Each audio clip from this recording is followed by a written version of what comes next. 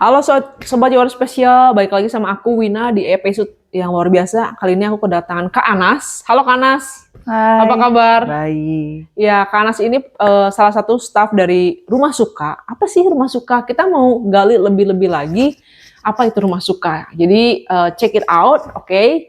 Dan ya, thank you Kak Anas sudah hadir menyempatkan waktu untuk Your Special Podcast ini Kak. Ya, aku kenal sama Kak Ana sudah lumayan lama ya Kak, meskipun Ya, jarang ketemu karena kami berdua sibuk dengan kesibukan masing-masing.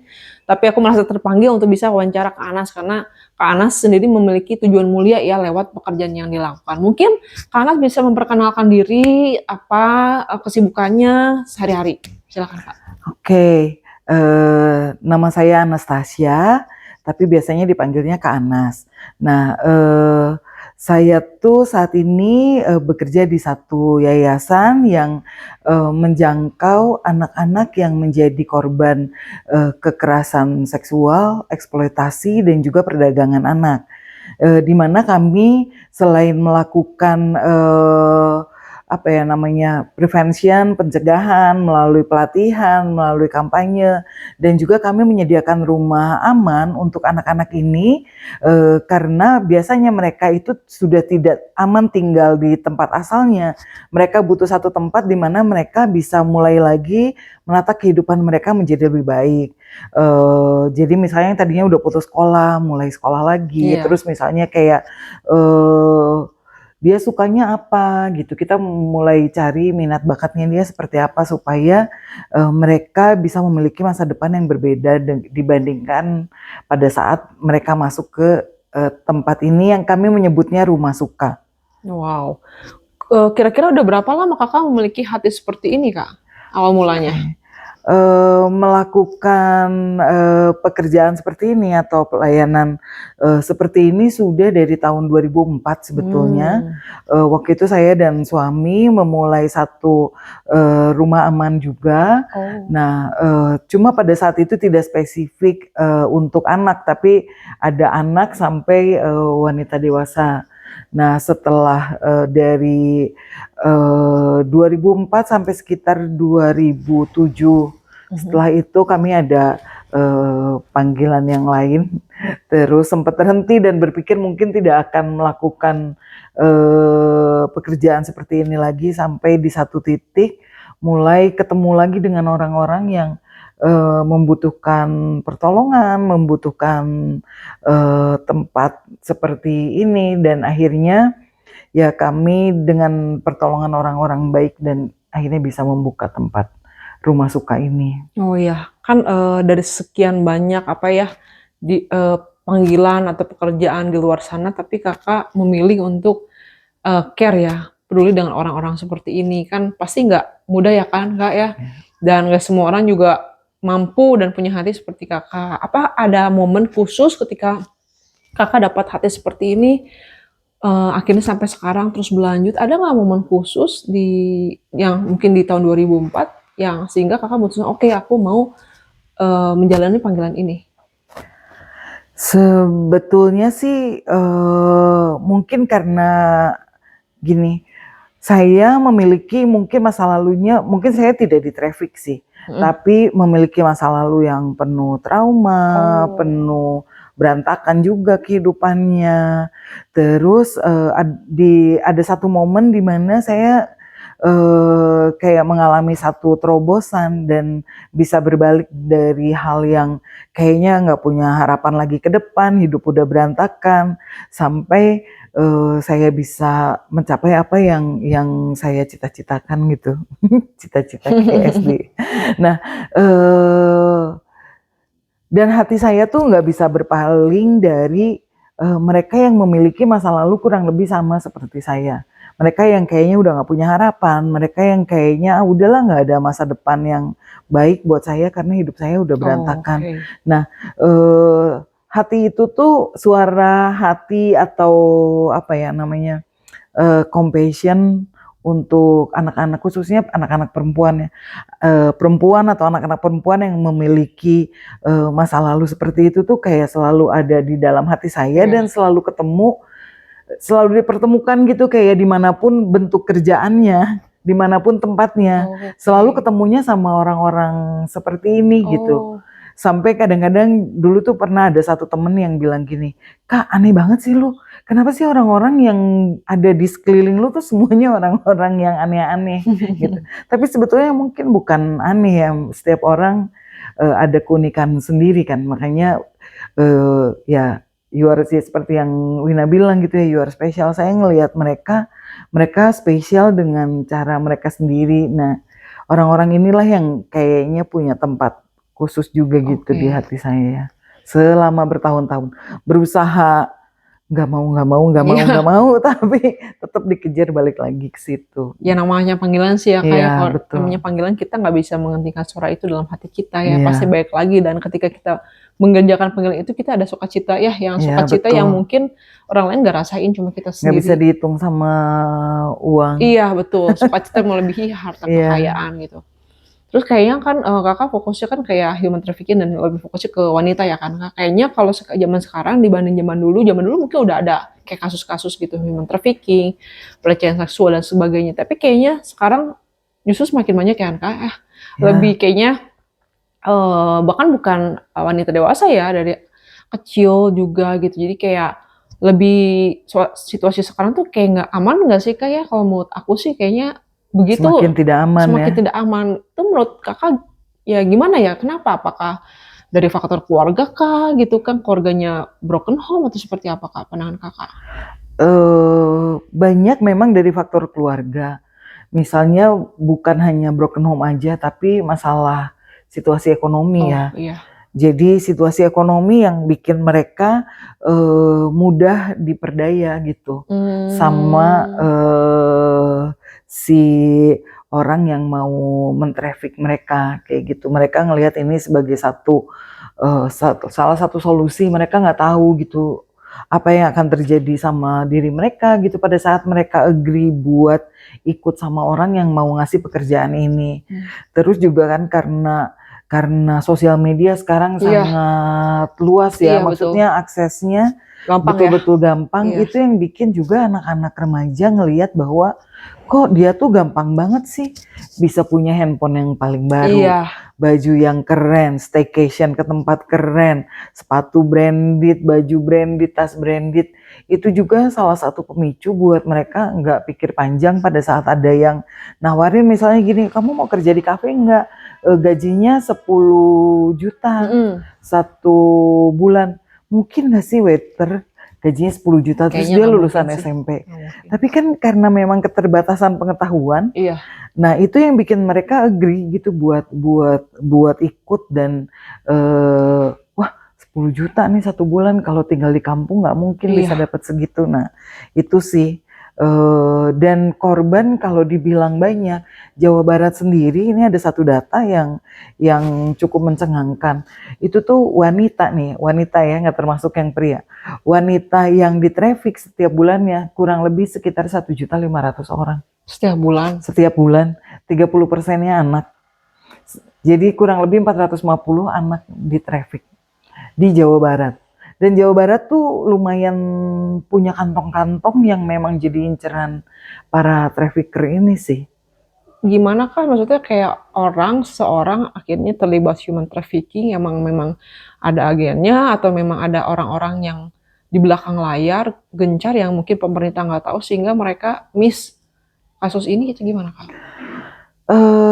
Sebetulnya ini tuh sindikat ya. Mmm, Nah, sindikat sebenarnya ini pekerjaan yang lumayan ngeri-ngeri sedep. mmm, Jadi sindikatnya tergantung nih, kecil atau besar gitu oh oke, kelasnya, gitu. Bahkan ada yang internasional kan, mungkin kalau yang internasional yang kayak scammer-scammer online gambling apa segala macam itu udah skalanya internasional.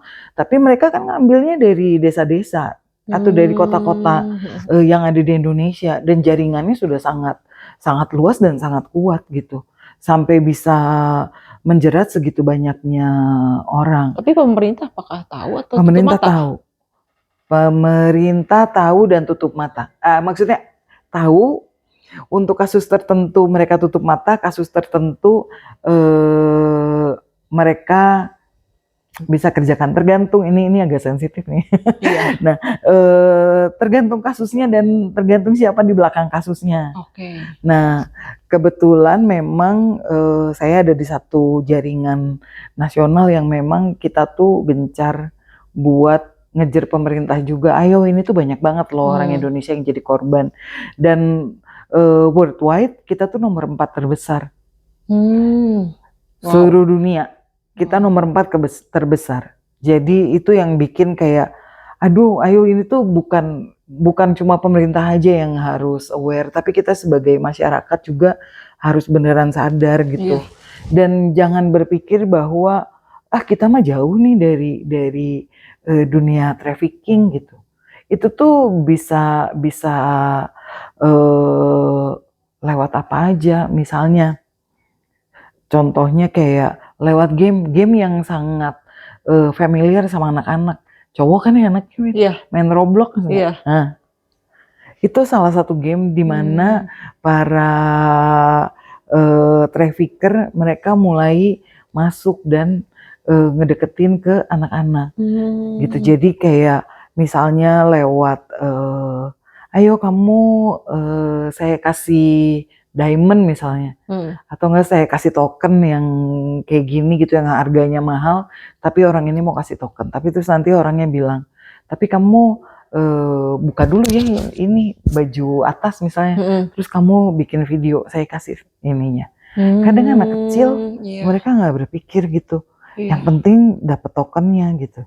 Terus nanti baru dada. Nanti kalau misalnya permintaannya lebih lagi dari itu, sorry, misalnya turun ke bawah, disuruh videoin, dan itu terjadi banyak sekali. Maksudnya kasus-kasus kayak gitu, dan syukurnya saat ini tuh sebetulnya kayak pasukan anti cybercrime Indonesia udah lumayan. Jadi kayak ada satu yayasan, dia itu berhasil menangkap 2 orang anak SMA. Yang mereka jadi penjahatnya loh, bukan mereka yang jadi korban. Mereka jadi penjahatnya, mereka menjebak anak-anak kecil untuk jadi konsumsi pedofil. Astaga. Dijual videonya. Dapatnya dari mana? Dari games.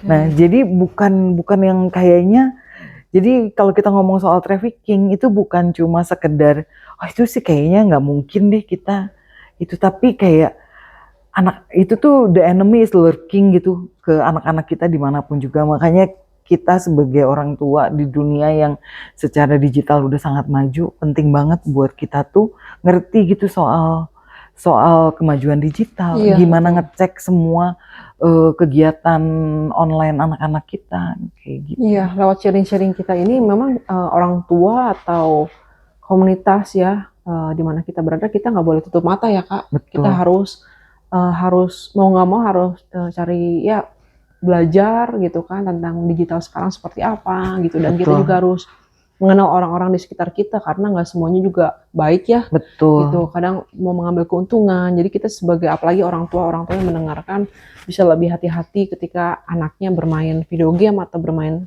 sosial media seperti itu, karena sekarang ini banyaknya masuk lewat media kan Kak. Iya. Dan menurut aku kita nggak bisa tutup mata ya, kita harus kayak gencar, dan mungkin juga kita bisa kasih tahu teman-teman kita, ibu-ibu yang lain atau siapapun lah, anak-anak, supaya ya bisa berhati-hati dan menjaga diri.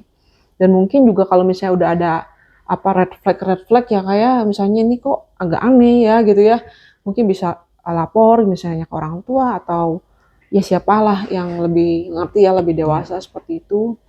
Atau juga mungkin bisa ya kalau ada yang di Bandung bisa ke rumah suka juga ya, main-main ke sini dan tanya-tanya, belajar seperti apa, bagaimana kita bisa menyingkapi dan bisa waspada terhadap hal ini ya kan Kak. Iya, gitu. betul.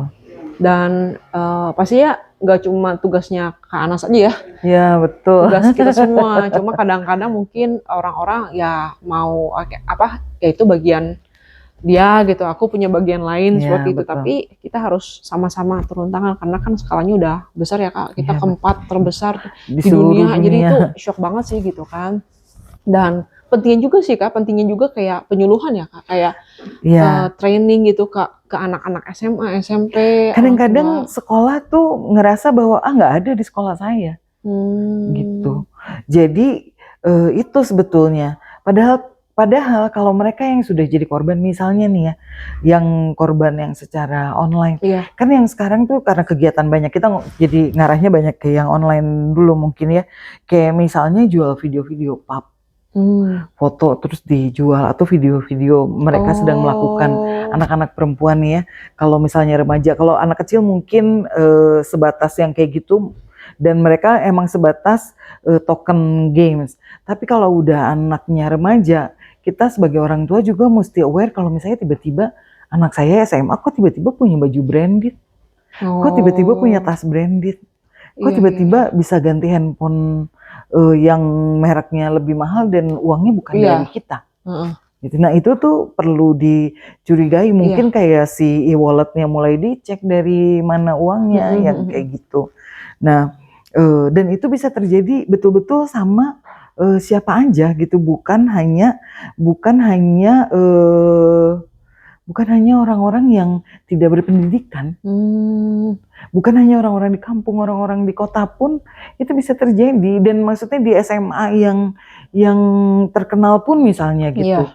itu mungkin aja gitu bisa terjadi seperti itu. Mungkin karena kayak sekarang mungkin lebih ke gaya hidup ya Kak kali ya, terutama untuk anak-anak muda apalagi teenagers, itu mungkin lebih kayak, oh seperti apa, oh dia punya HP iPhone keluaran terbaru gitu, kok Iya. gua nggak bisa gitu ya. Jadi Nah. kayak lebih kayak pengen juga, aku juga bisa seperti itu. Jadi karena mungkin kayak gaya hidup, komunitasnya seperti itu, jadi mau memaksakan diri untuk melakukan sesuatu yang mungkin kurang berkenan untuk mendapatkan iPhone yang terbaru, Iya, ya kan Kak, betul. baju branded seperti itu. Karena kan Iya. sekarang yang harusnya kelihatan di sosial media kan harusnya yang keren-keren, yang bagus-bagus kan Kak gitu kan. Gimana gue punya brand nih, gue punya iPhone bagus, gue punya bisa hangout ke sana sini, coffee shop yang mahal gitu kan harus banyak uang kan Kak. Nah, gimana caranya gitu kan. Nah, dari sini ya human trafficker ini mungkin mulai masuk ya gitu kan. Ini ada kesempatan nih, lu bisa gaya hidupnya lebih tinggi nih kalau lo lakuin A, B, C, D seperti itu yang agak bahaya ya. Jadi kalau menurut gue sih kayaknya penting juga ya Kak peran keluarga ya. Ya, Iya nggak sih? jadi kita tuh beneran kita boleh kayak kasih privacy tapi limited privacy sih, ya kan. Terus udah gitu juga orang tua perlu tahu supaya bisa kasih tahu. Iya. Jadi kan aku juga anaknya teens ya. Jadi kayak pasti kasih tahu kayak misal, oke, lu main game Roblox. Ingat ya, kalau misalnya ada yang ini gue ngasih token gratis nggak, there's no such free things gitu. Pasti nanti di ujungnya akan ada sesuatu kalau misalnya seseorang yang tiba-tiba terlalu baik. Terus kalau misalnya ada yang minta begini, ingat itu udah lu runway aja dari orang yang kayak gitu karena itu salah satu tanda-tandanya ya, kemungkinan untuk mereka mulai minta lebih, terus akhirnya apa? Ujung-ujungnya begitu ngerasa nggak enak, terus di blackmail. Nah sekarang kebayangkan yang namanya digital footprint itu, it's almost impossible to erase. Iya. Jadi itu juga yang perlu ditekanin sama anak-anak kita mungkin ya, atau adik-adik kita, itu digital footprint tuh kecuali punya duit banyak banget buat ngerahin segitu banyaknya buzzer buat ngapus konten yang kayak gitu ya, itu tuh kayak susah banget. Kayak ada satu case juga di kita yang kita berusaha mau coba supaya orang-orang yang pada ngancem, yang nge-blackmail, yang segala macam dengan foto-foto yang aneh-aneh, itu susah sekali sih. Susah hilang ya? Susah hilang. Kan mereka udah punya, orang-orang udah pada saving fotonya kan. Iya benar. Yang di sini di take out, yang di situ muncul lagi. Iya benar. Di sini terus dari sini di share ke sini, we never know. Satu kali tuh pernah aku tuh ada kejadian, ada orang yang posting foto aku tanpa izin, tanpa konsen. Itu tuh temen ngeliat dia dia telepon ke Anas, orang ini minta izin nggak posting fotonya ke Anas? Enggak. Terus oke, ini kita langsung minta take down, itu hanya dalam waktu 6 jam, foto itu sudah ter-share sebanyak lebih dari 2.000 kali. Jadi cepet banget gitu hitungannya, ini tuh 6 jam udah ke-share kemana-mana fotonya, dan kita udah nggak bisa cegah. Iya, gitu. Itu yang sebenarnya ini yang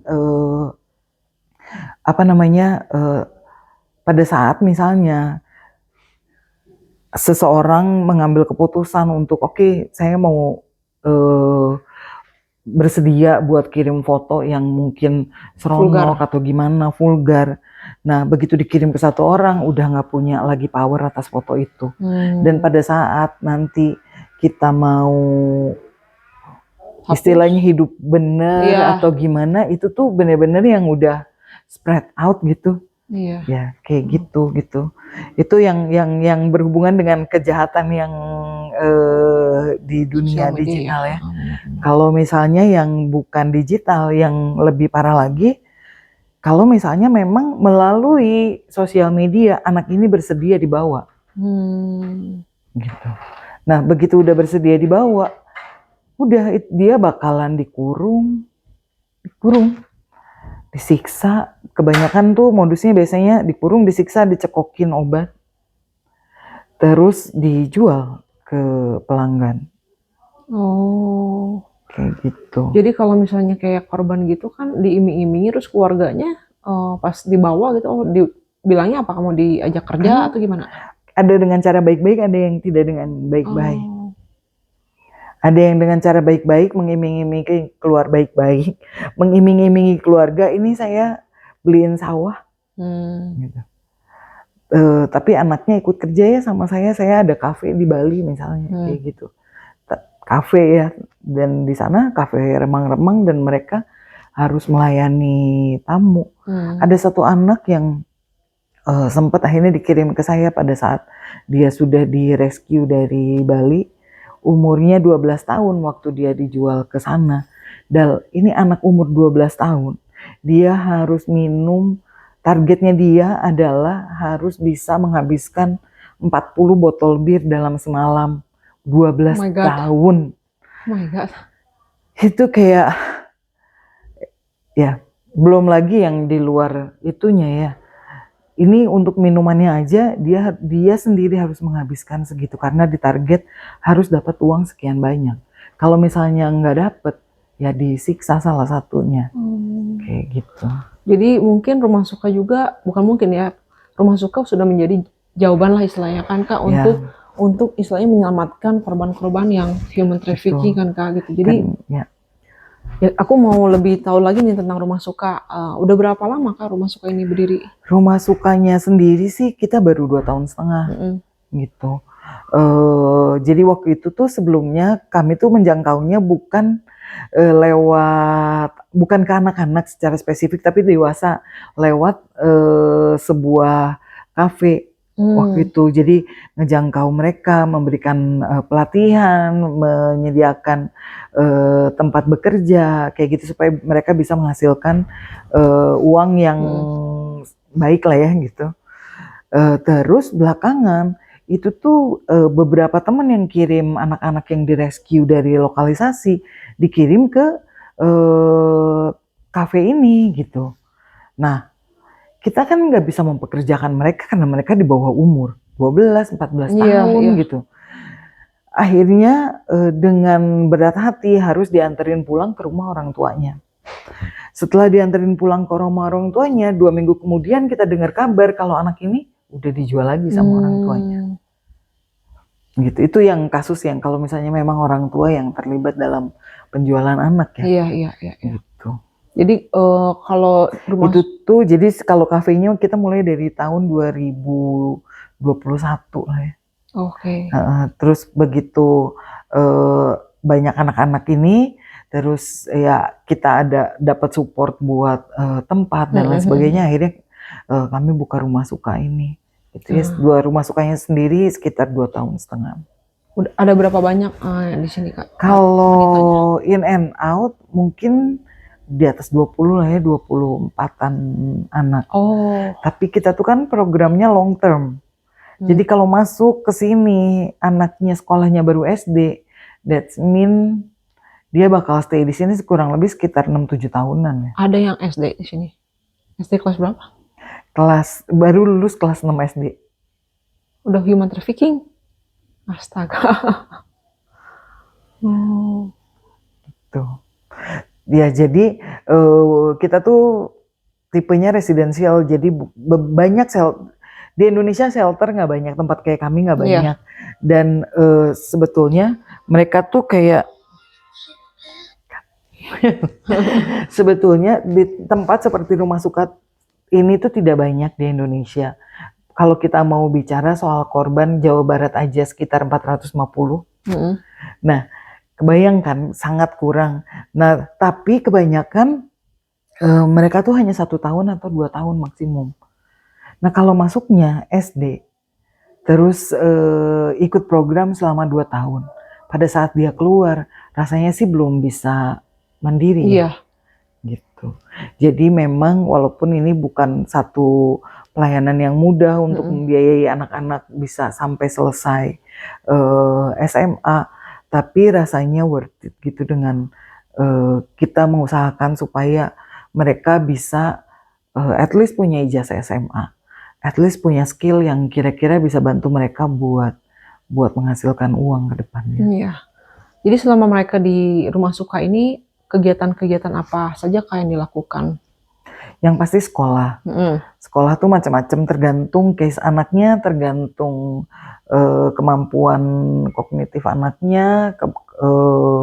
Ada yang sekolah memang ke sekolah umum, Mm-mm. jadi ada beberapa, setengahnya sekolah ke sekolah umum, setengahnya homeschool. Oh. Gitu. Terus setelah sekolah kita ada berbagai macam kegiatan, misalnya kayak life skills, kayak gitu.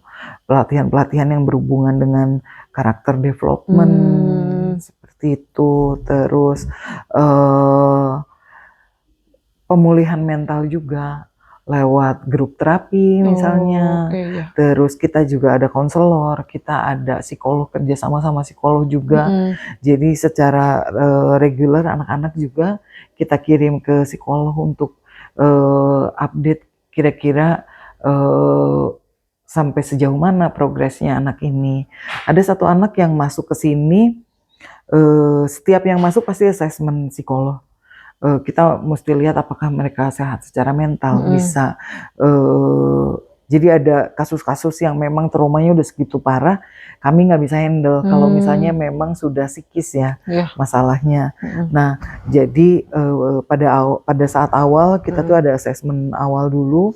Kalau misalnya memang bisa ikut lanjut, misalnya oke, jadi akan lanjut terus. Ada satu anak pas lagi asesmen awal itu tuh dia IQ-nya 50. Sangat rendah kan ya. Terus beberapa bulan kemudian kita asesmen lagi, IQ-nya sudah 70 lebih. Wow. Jadi dengan segala macam kegiatan, dan per anak pasti berbeda sih kegiatan yang memang harus dilakukannya. Itu tuh membantu anak ini yang tadinya IQ-nya sangat kurang bisa mulai bertumbuh gitu. Terus kan untuk mereka masuk ke sini kan pasti banyak menjalani proses ya kan kak gitu. Apakah mereka setelah selesai keluar dari Rumah Suka ini gitu, mereka mengalami proses healing, trauma dan segala macamnya, mereka benar-benar sembuh dan lepas atau mereka ada yang balik lagi atau gimana menurut pengalaman kakak? Oke, sadly to say, biasanya tuh hanya 20% yang bisa sukses jalan terus dengan baik. Nah, ini secara general ya, belum kita bicara Rumah Suka karena Rumah Suka baru, tapi ini data secara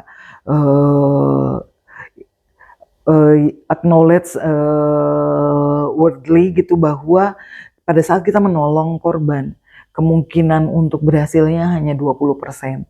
Dan ini tuh kita ngelihat dari waktu kami tahun 2004 buka pelayanan ini, memang hanya sekitar 20% yang sampai saat ini kita lihat bahwa mereka masih konsisten menjalani kehidupan yang baik. Selebihnya balik lagi ke kehidupannya yang lama, balik lagi ya relapse kayak gitu. Kalau misalnya mereka sebelumnya pakai narkoba kayak gitu-gitu. Jadi kita memang harus bersiap untuk apapun yang terjadi, kita sudah melakukan yang memang bagian kita. Selebihnya itu memang mereka sendiri yang harus berjuang mengambil pilihan yang baik setiap hari gitu. Karena kehidupan di luar pasti akan lebih berat dibandingkan di sini yang semuanya dibantu, disupport, disiapkan kayak gitu. Jadi balik lagi ke orang tersebut ya, apakah orang itu mau berubah atau enggak kayak gitu. Dan penting juga mungkin ya, bukan cuma di sini aja di rumah suka, tapi bagaimana juga relasi dia dengan Sang Pencipta ya Kak, Nah. dengan Tuhan, karena kan kita terdiri dari tubuh, jiwa, dan roh ya kan Kak. Ya. Mungkin jiwanya sedang di proses healing gitu kan, fisiknya, tapi kita juga secara rohani juga harus dipulihkan ya Kak ya. Jadi Betul. setiap orang juga harus bagaimana memiliki hubungan dengan Sang Pencipta, dengan Tuhan, supaya rohani pun kita dipulihkan, karena itu basic banget juga ya Kak, intinya. Karena kalau kita rohani dipulihkan, semuanya juga fall into place ya kan Ya. Kak. Betul, dan itu sebetulnya salah satu yang memang kita ajarkan juga sama anak-anak di sini gitu. Kami menerima berbagai macam agama di sini, dan mereka diwajibkan menjalankan agama yang mereka percayai. Misalnya kalau yang Muslim jam 5 pagi kami bangunin Sholat ya. mereka untuk sholat gitu. Yang Kristen ya wajib ke gereja. Iya. Kayak gitu. Dan kita juga mengajarkan tentang bahwa nggak akan bisa jalan sendiri kalau kita nggak ada Tuhan dalam kehidupan kita. Itu udah totally impossible. Nanti kalau misalnya sekarang, apalagi kan ada beberapa anak yang emang bener-bener cuma mereka sudah nggak ada keluarga. Iya. Siapa lagi misalnya sudah nggak ada rumah suka, cuma diri dia dan Tuhan aja yang akan terus bersama-sama sama anak ini gitu. Iya. Jadi kan Kakak setiap hari fokusnya di sini ya Kak, dari Senin sampai Jumat Kakak fokus di rumah ini, ngelainin mereka. Mungkin kan ada kalanya juga Kakak merasa capek ya Kak gitu, jadi kayak mungkin lihat orang nggak berubah, susah dikasih tahu. Nah, bagaimana Kakak? Patah hati Iya gitu kan, dikit-dikit galau gitu kan. Bagaimana Kakak bisa tetap bertahan Kak di dalam panggilan Kakak, meskipun Kakak tahu ini nggak mudah? Pertama, surrender our rights. Maksudnya yang kayak tadi, kita melakukan apa yang kita lakukan, tapi kita nggak punya hak apapun atas anak ini. Gitu. Jadi keputusan apapun yang mereka ambil, baik atau buruk, kita harus bisa nerima bahwa kita nggak punya hak buat mempertahankan mereka kalau misalnya memang mereka sudah harus keluar dari tempat ini. Sudah waktunya atau belum waktunya. Itu satu. Terus kedua, percaya bahwa yang balik lagi sih, mereka bisa ada di tempat ini karena Tuhan emang milih mereka buat ada di tempat ini. Mereka keluar di tempat ini, Tuhan juga gak akan ninggalin mereka gitu. Itu satu. Terus selain itu, kayak ini ada perbedaan antara pas lagi ngejalanin pekerjaan seperti ini waktu tahun 2004. Pada saat itu bener-bener yang blindly by faith, jadi nggak punya ilmunya gitu. Tapi pada saat dikasih jeda lumayan lama tuh dari 2007 sampai akhirnya baru buka lagi sekarang, itu benar-benar dikasih kesempatan buat belajar. Salah satunya adalah belajar gimana supaya kita tuh pada saat menjalankan pekerjaan ini secara mental tetap sehat. Jadi kalau konselor kami tuh selalu bilang bahwa pas lagi dia kuliah dikasih tahu bahwa tempat dia bekerja itu zonanya zona hitam. Karena kami semua sangat rentan terkena yang namanya secondary trauma. Nah, jadi mencegahnya supaya kita bisa tetap waras adalah kita tahu bahwa kita nih rentan. Pada saat kita tahu, kita akan hati-hati dan kita akan mengusahakan. Jadi kayak gini, semua staff semua dapat kesempatan buat ketemu sama check-in sama psikolog, bukan karena mereka bermasalah, tapi mereka perlu buat kayak unburden themselves di tempat yang di orang yang aman juga. Itu satu. Terus satunya lagi adalah kebetulan saya juga somatis terapis. Jadi ngajarin juga sama staff gimana kalau misalnya kamu ngerasa berat, ngerasa ini, regulasi emosinya kayak gimana. Terus gimana kamu bisa ngerti bahwa oh ini tuh kamu tuh udah mulai ngerasa bahwa yang dikerjain terlalu berat nih, buat ngerti symptoms-nya. Nah oke, symptoms-nya udah ngerti. Pada saat symptoms ini datang, apa yang harus dilakuin? Nah ngasih tools-nya juga, oke, yang harus kamu lakuin ini. Gitu. Jadi itu juga yang saya lakukan. Kalau misalnya saya sendiri sih biasanya yang paling simpel adalah gambar. Kan coret-coret aja kayak doodling itu sebenarnya kayak emotional regulation. Jadi kalau misalnya udah stres yang paling jadi kalau misalnya lihat tas aku tuh pasti ada buku gambar, pasti ada spidol, ya pokoknya yang buat kayak gitu. Jadi kalau udah stres coret-coret, terus atau enggak kayak ini breathing exercise ya. Itu juga yang aku ajarin juga ke staff di sini, termasuk anak-anak sih. Kan biasanya mereka benar-benar yang kadang-kadang udah nggak mikir aja, yang biasanya di jalan misalnya emosi aja. Nah kita belajar buat mereka belajar detect ini emosi apa sih yang kamu rasain, terus regulasinya kayak gimana sih yang sehat, yang kayak gitu sih. Itu apply for everyone in this house gitu.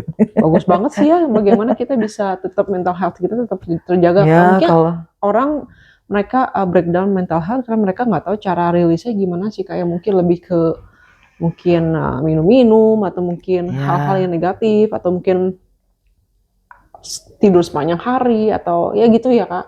Tapi penting banget kayak Kakak tadi mention kita bisa tulis ya, mungkin kalau aku juga suka journaling gitu kan, ya, share isi salah hati satu, kayak gitu, doodling bagus banget, dan bagaimana bisa meregulasi emosi, wah perlu belajar sih Kak, aku juga. Penting ya guys, nggak cuma buat korban tapi buat ya, kita semua.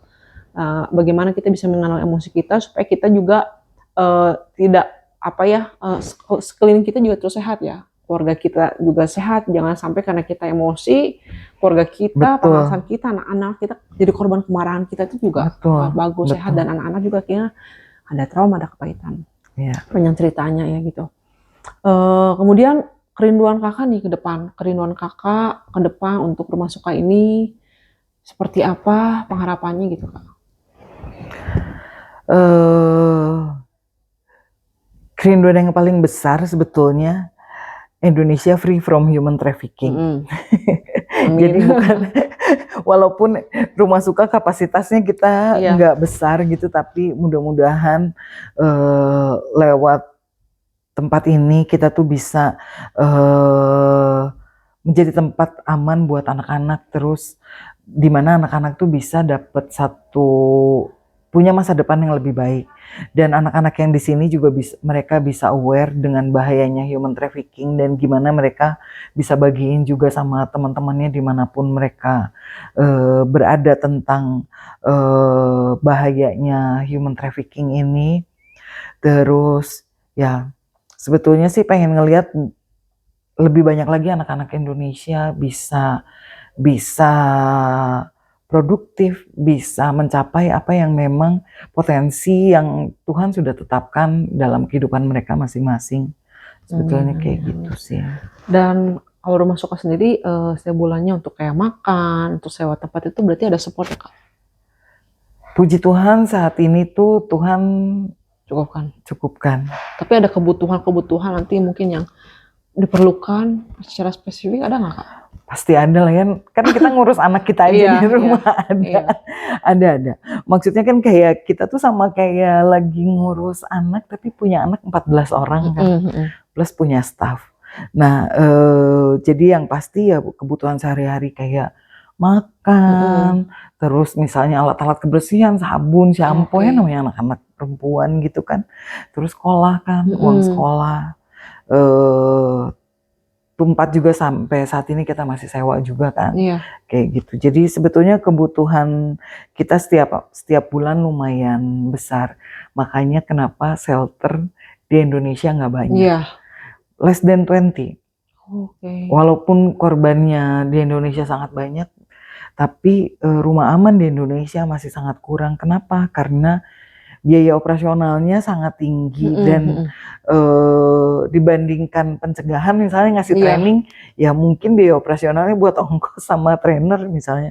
Tapi di sini kita membiayai banyak orang kayak gitu. Jadi memang nggak banyak juga yang memang mulai buka, terus akhirnya nggak berapa lama tutup. Mungkin salah satu harapannya aku tuh supaya Rumah Suka bisa sustain gitu, karena ngelihat banyaknya kebutuhan di Indonesia untuk tempat aman buat anak-anak. Iya. Yang bukan cuma sekedar tempat aman sebulan 2 bulan, tapi di mana mereka bisa dapat kesempatan buat menyelesaikan sekolah. Iya.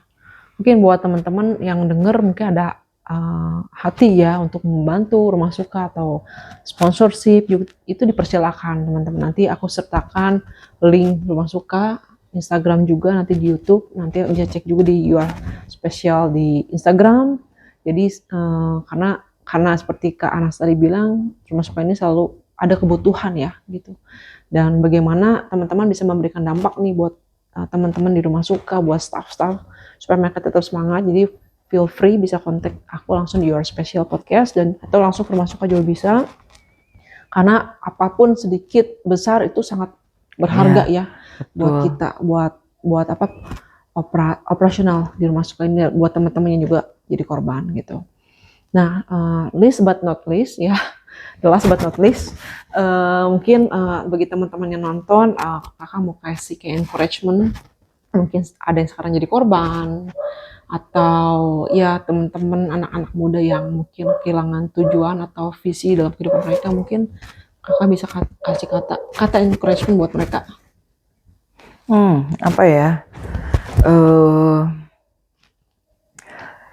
Oke, mungkin yang penting saat ini tuh kita perlu tahu apa yang jadi panggilan kita.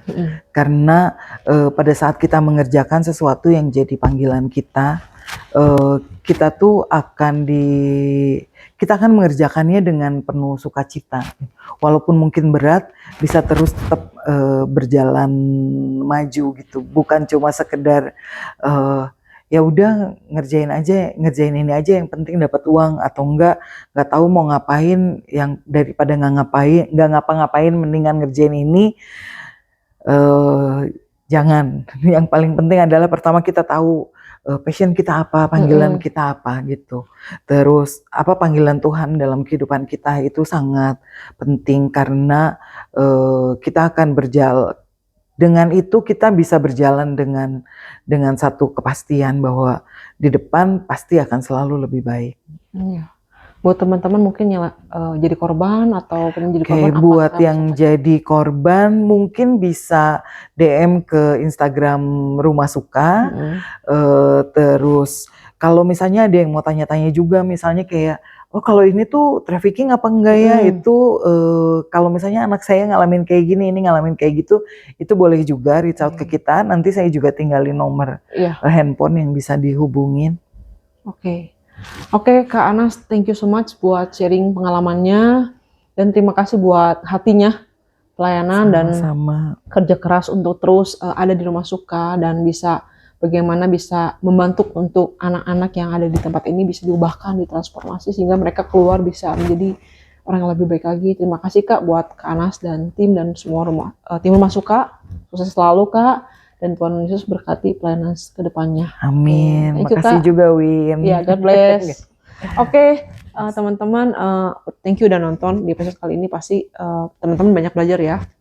Dan jangan lupa kita harus belajar dan aware keadaan kita sekeliling, dan bagaimana kita bisa memperhatikan anak-anak kita, lingkungan kita. Kalau misalnya mulai ada red flag gitu ya, mungkin bisa langsung kontak dan bisa tanya-tanya langsung ke Rumah Suka. Oke, thank you buat waktunya, dan nanti sampai ketemu di episode selanjutnya yang gak kalah menariknya. Oke, jangan lupa untuk komen dan subscribe juga, dan bagikan video ini ke teman-teman yang lain supaya jadi berkat. Oke, bye-bye, God bless you.